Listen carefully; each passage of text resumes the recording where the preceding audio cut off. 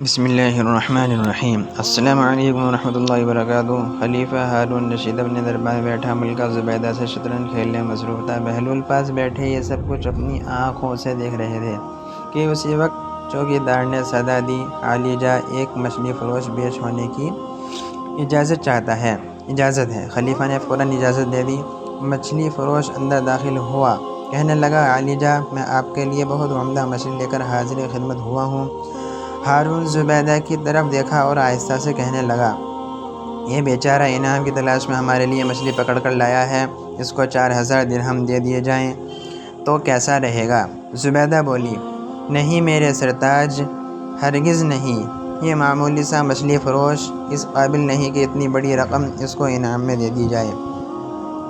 اس طرح تو بہت سے لوگ لائن لگا کر کھڑے ہو جائیں گے، پھر تو آپ اپنا سارا خزانہ خالی کر بیٹھیں گے۔ زبیدہ نے کچھ دیر سوچا اور ایک تجویز پیش کی، آپ اس سے پوچھیں کہ یہ مچھلی نر ہے یا مادہ؟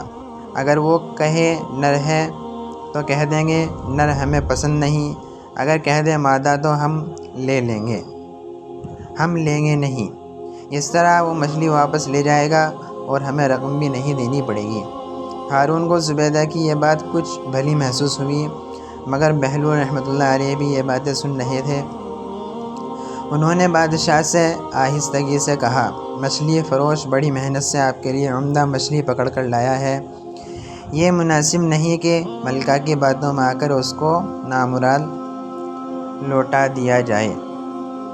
مگر بادشاہ نے بہلول کی ایک نہ سنی اور مچھلی فروش سے کہا، اچھا بتاؤ تو یہ مچھلی نر ہے یا مادہ؟ عالی جا، مچھلی نہ نر ہے نہ مادہ، بلکہ یہ تو مخنث ہے۔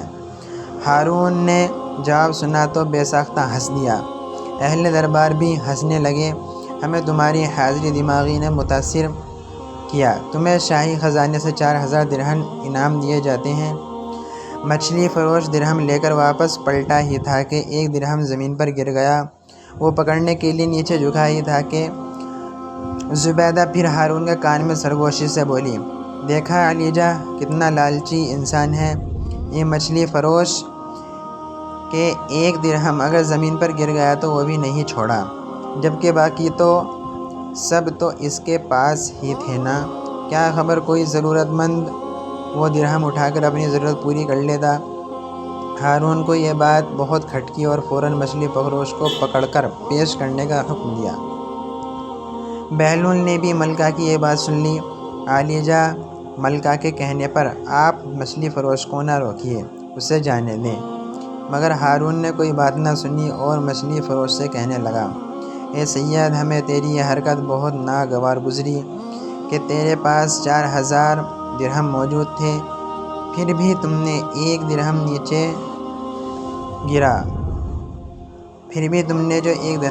گرا وہ بھی چھوڑنا گوارا نہیں کیا، شاید تم نہ اٹھاتے تو کوئی اور ضرورت مند اٹھا لیتا۔ علی جا کی امان پاؤں تو کچھ عرض کروں۔ مچھلی فروش کہنے لگا، حضور والا، یہ غلام پست فطرت نہیں بلکہ نمک قدر کرنا چاہتا ہے۔ میں نے اس لیے وہ درہم اٹھا لیا کہ اس کے ایک طرف قرآنی آیت لکھی ہے، جبکہ دوسری طرف آپ کا اسم گرامی، تو پھر میں کیسے سوچ سکتا ہوں کہ وہ زمین پر پڑا رہے اور لوگوں کے پاؤں اس پر آتے رہیں۔ مچھلی فروش کے حاضری دماغی نے سارے دربار کو حیرت میں ڈال دیا۔ خلیفہ بے ساختہ بول اٹھا، واہ، بہت عمدہ جواب دیا شکاری تم نے، ہمیں بہت محظوظ کیا۔ ہارون نے خزانچی کو حکم دیا، اس شکاری کو 4000 درہم اور دے دیے جائیں۔